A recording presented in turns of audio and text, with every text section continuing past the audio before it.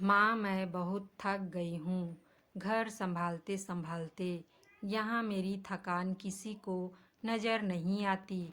कुछ दिन आराम करना चाहती हूँ। सोच रही हूँ कुछ दिनों के लिए अपने मायके आ जाऊँ। आते हुए अपने बच्चों को भी साथ ले आऊँगी।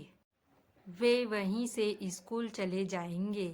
आखिर एक ही शहर में ससुराल और मायका होने का कुछ तो फायदा मिले। नम्रता ने फोन पर अपनी माँ से कहा।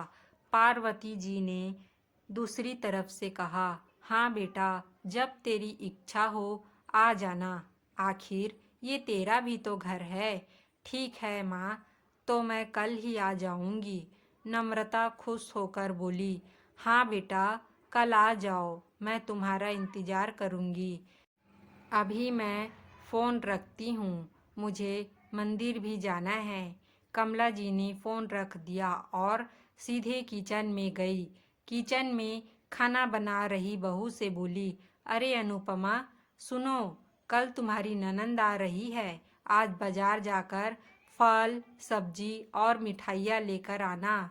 बेचारी मेरी बेटी ससुराल में नौकरों की तरह काम करती है और उस पर कोई ध्यान ही नहीं देता। यहाँ आएगी, कुछ दिन रहेगी तो उसका मन और तबीयत अच्छे रहेंगे। सास के मुंह से ऐसी बातें सुनकर अनुपमा का चेहरा उतर गया। वह मन ही मन सोचने लगी, काश आपको मेरी थकावट भी नजर आती। मैं भी दिन रात झाड़ू पोछा, बर्तन, खाना बनाना, मार्केट जाना और हर वह काम करती हूँ जिससे हमारे परिवार वालों को कोई दिक्कत ना हो। काश आप मुझ पर भी ध्यान दे पाती। आपकी बेटी जो तो जब मन में आता है तब यहाँ आ जाती है, लेकिन मैं साल में एक बार ही अपनी माँ के पास जाती हूँ। तब भी आपको प्रॉब्लम होती है। मैं भी इंसान हूँ, मेरा भी मन है। मुझे भी लगता है अपने माँ के पास जाकर थोड़ा आराम करूँ, सुख दुख की दो चार बातें करूँ, अपना मन हल्का करूँ। भगवान, अब तुम ही कुछ करो ताकि मेरी सास की आंखें खुले और उसे मेरी थकावट भी नजर आए।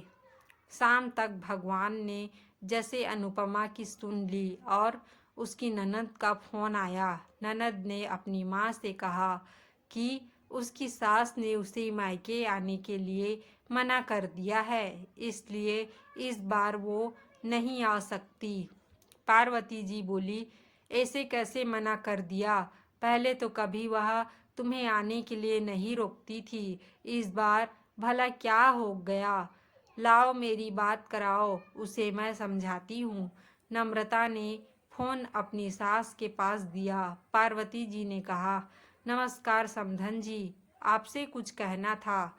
समधन जी ने कहा, कहिए। दरअसल नम्रता कल त्योहार है, इसलिए अपने मायके आना चाहती है। अगर आप उसे भेज दे तो अच्छा रहेगा। नम्रता की सास ने कहा, देखिए समधन जी, आपकी बेटी मायके जाकर रहे, इस बात के लिए हमने कभी नहीं रोका और इस बात से हमें कोई प्रॉब्लम है भी नहीं। कुछ दिनों पहले मैं अपने रिश्तेदार के शादी में गई थी। वहाँ आपकी बहू अनुपमा की माताजी ने मिलने का मौका मिला।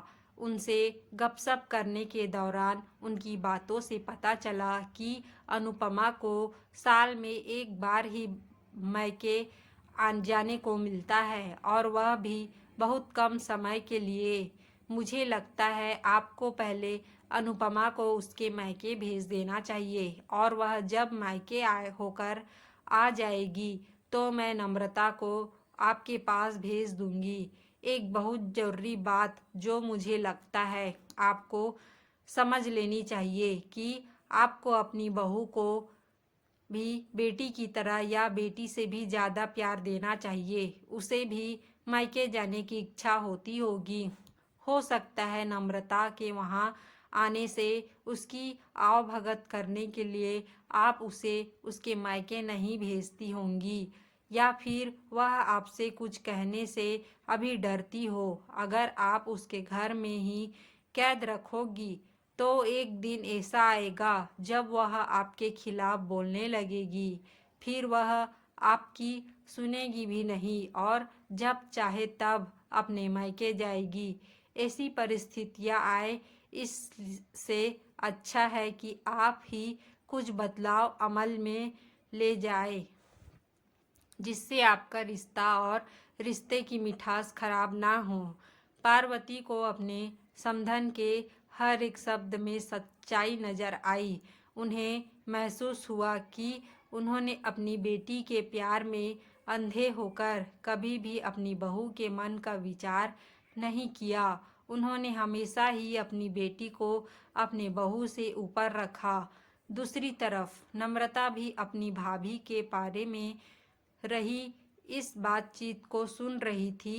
उसने भी रियलाइज किया कि वह कभी भी अपने भाभी के साथ ठीक से बात नहीं करती और जब जब वह अपने मायके आ जाती है तो भाभी थोड़ी उदास रहती है। पार्वती जी ने अपनी बहू को बुलाया और उसे कहा कि अनुपमा, कुछ दिन के लिए नम्रता नहीं आने वाली है, इसलिए पहले तुम अपने मायके होकर आओ। यह सुनते ही अनुपमा का चेहरा खिल गया क्योंकि यह पहली बार था जब उसकी सास ने सामने से उसे अपने मायके जाने के लिए कहा। अगले दिन अनुपमा अपने मायके गई और इस बार 1 2 3 नहीं, पूरे हफ्ते भर रह कर आई। अपने माँ बाप से, अपने रिश्तेदारों से मिलकर आई और जब वह लौट कर आई तो उसका चेहरा खिला हुआ था, उसकी आंखें चमक रही थी।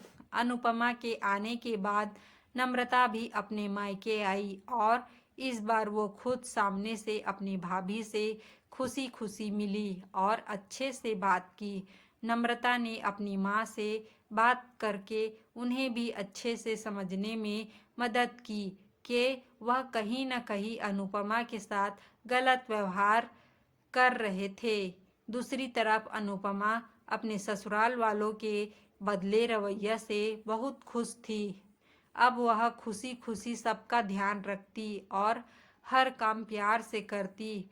वह ध्यान रखती कि कोई भी ऐसी बात या काम ना करे जिससे घर में तनाव का माहौल पैदा हो। पार्वती जी अपनी बहू को खुद ही समय समय पर मायके भेज दिया करती। एक छोटे से बदलाव ने सास बहू और भाभी ननंद के बीच की कड़वाहट को दूर कर दिया और रिश्तों को और भी ज़्यादा मीठा और मजबूत कर दिया।